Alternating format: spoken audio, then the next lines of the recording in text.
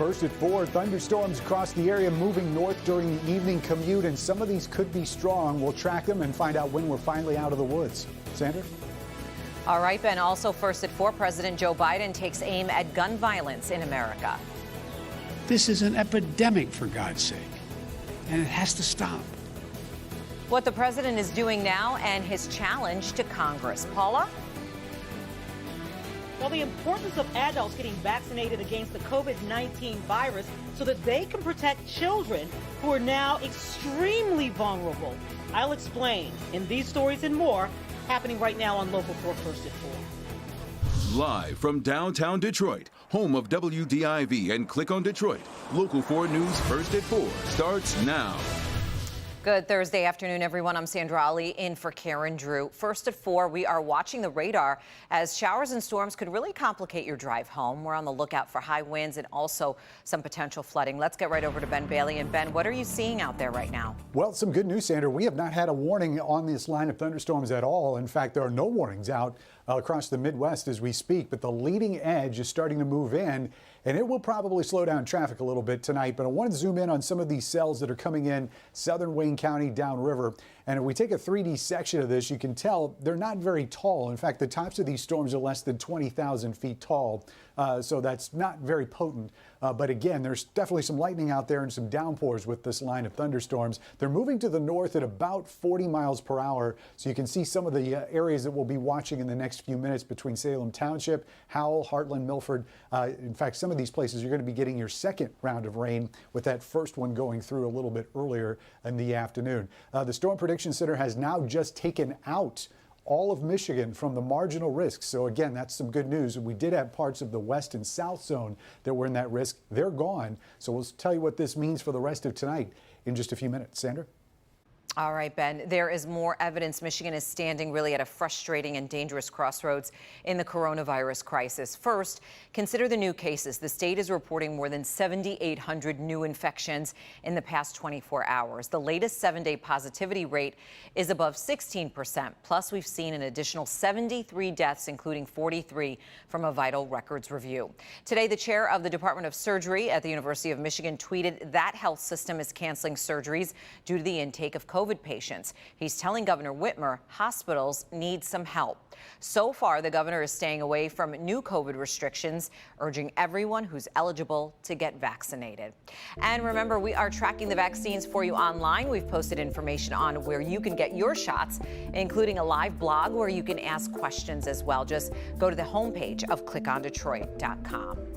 Food lovers and Metro Detroit's restaurant community mourning the loss of a popular local chef. Matt Prentice ran some of the area's best-known restaurants, including the former Coach Insignia and the Rensen. He most recently opened Three Cats restaurant in Clawson. Prentice died after a brief non-COVID related illness. Coming up tonight at 5, we're going to take a look back at his life and legacy. Matt Prentice was 62 years old.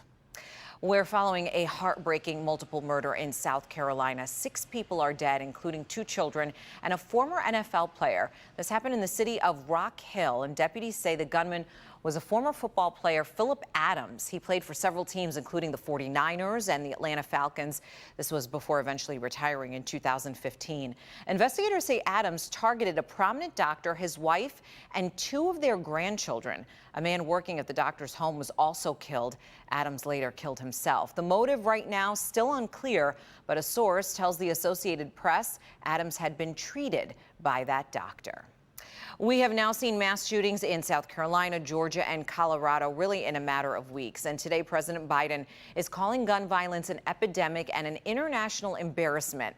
In fact, he just unveiled a new crackdown. Devin Skillian is in the newsroom with a look at the president's first gun control measures really since taking office. Devin? Yes, Sandra, President Biden announced 6 executive orders in the Rose Garden this afternoon, speaking in front of families who have lost children in the shootings at Sandy Hook, Marjorie Stoneman Douglas High School in Parkland, Florida. Among the new orders, restrictions for so-called ghost guns. They're often built from parts that are bought online. They don't have serial numbers on them. They're not subjected to background checks either. There are regulations on stabilizing braces, which allow pistols to be used more like short rifles. The president's also ordering the Department of Justice to publish model legislation on red flag laws. Those allow families or police to ask a court to temporarily remove guns from people who are a danger. The president is limited in his powers here, and he urged Congress to pass tougher gun safety laws, including universal background checks. They've offered plenty of thoughts and prayers, members of Congress, but they passed not a single new federal law to reduce gun violence. Enough prayers. Time for some action. Nothing I'm about to recommend in any way impinges on the Second Amendment. They're phony arguments suggesting that these are Second Amendment rights at stake from what we're talking about. But no amendment to the Constitution is absolute. National Rifle Association, of course, is the largest gun rights lobby group in the U.S., and they're calling the measures extreme, saying they're ready to fight. We're gathering more reaction to today's announcement. We'll have that coming up for you at 5 o'clock. Sandra, back to you. All right, we'll see you then. Thanks, Devin. The Biden administration also grappling with a huge immigration challenge at the country's southern border. Today, the government confirms it picked up nearly 19,000 children traveling alone across the Mexican border in March. That's the largest monthly number ever recorded. President Biden says his policies are more humane, but critics say not immediately expelling unaccompanied children is encouraging more to make the trip.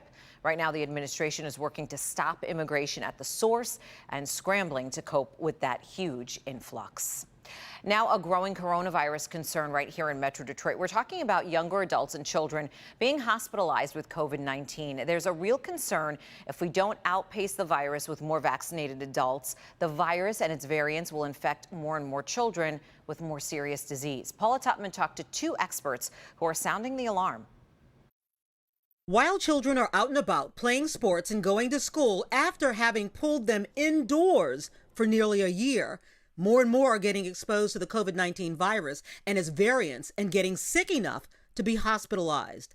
The problem, while adults are getting vaccinated, there are no protections for children. The more virus that there is, the more the opportunity that the virus can change, and that,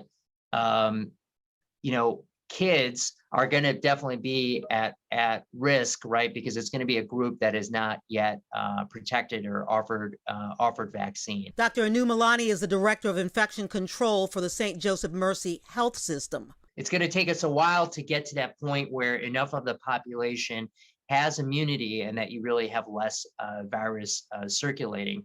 Until we get to that point, there is definitely some concerns about what mutations, how the virus is morphing and what's changing. Dr. Ovita Fuller is the University of Michigan virologist who sits on the FDA's advisory board for the vaccines. As the adults get shut down because of immunizations, then the viruses that will develop in a way that they can now not only infect children, which we knew all along, but they can cause disease in children. When we look at the hospitalizations, we're seeing that they're getting to be younger and younger. She explains the virus simply looks for suitable hosts to thrive and reproduce. As more and more adults get vaccinated, it gives the virus fewer places to go. And so it'll look for suitable hosts who have no protections, like children who are ineligible for vaccines at this time. So I would encourage everyone to do what you can to continue to keep down replication, which is this physical distancing, the masking when you're around people not in your household, getting a vaccine and getting fully vaccinated, doing everything you can to prevent virus reproducing, which gives it an opportunity to vary, to mutate. Yeah, that's why it's so important for those who are actually approved for the vaccines to get these vaccinations, get inoculated, and try to outpace this virus basically before it turns its attention to more children. Basically, those people who are actually inoculated are able to surround children and help protect them and keep the virus at bay, Sandra. Yeah, we really can't stress the importance of that enough. Thank you so much, Paula. Still ahead, if you are one of those people who needs help with computers and electronics, one retailer has an offer you might want to look into. Also ahead, everything stops for a moving memorial. It's part of history we should never forget. But up first, cause of death. New testimony today from an expert on what he says killed George Floyd. It's a critical factor in Derek Chauvin's trial when we come back.